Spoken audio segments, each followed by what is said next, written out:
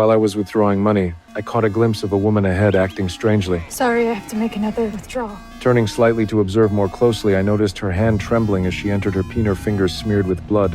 I then noticed a suspicious van parked illegally by the roadside. In that instant, I understood what was happening. Don't turn around. I can help you. Keep taking out money.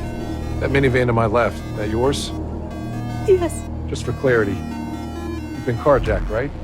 My child is in the backseat. Gun? Stay here. This won't take long.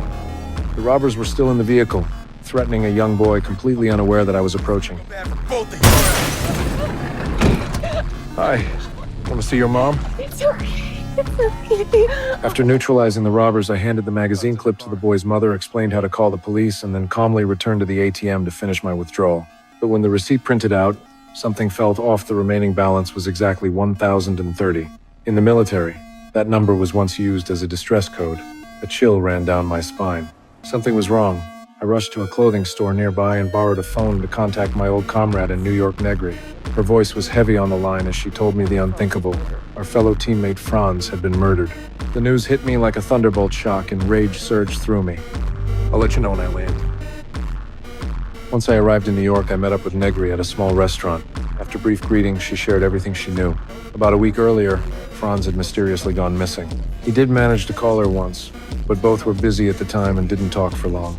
No one could have predicted that just 2 days later, the police would find Franz's body in the mountains. Judging by the wounds, he had been tortured, then thrown alive from a helicopter. The fall killed him. We both knew this wasn't the work of ordinary criminals. Determined to avenge our friend, we decided to investigate on our own. But as we left the restaurant, I had the uneasy feeling that we were being followed. She just met up with the big one. I tried calling other teammates, but strangely, none of them picked up. Negri suspected the worst. They might have met similar fates. With no better leads, we decided to search Franz's studio.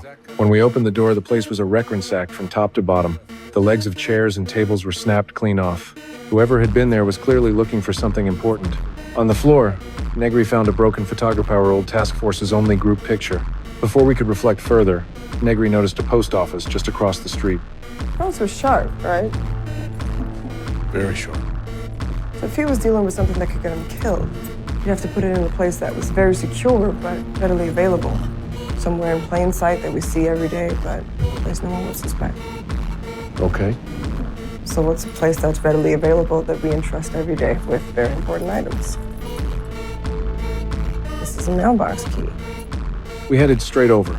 Posing as a stamp collector, Negri engaged the clerk in small talk while I discreetly accessed Franz's mailbox. Just as we hoped, it was packed with documents and files. Back in the car, we found a small bag inside, containing an encrypted USB drive. It was clearly a vital clue. But Negri's laptop wasn't compatible with that type of drive, so we agreed to meet back at the hotel after she bought an adapter and I had an errand of my own to run. I drove to the outskirts of the city and spotted a group of thugs in the middle of a drug deal. Without hesitation, I floored the gas and took out 2 of them. Yo, who's this fool pulling up?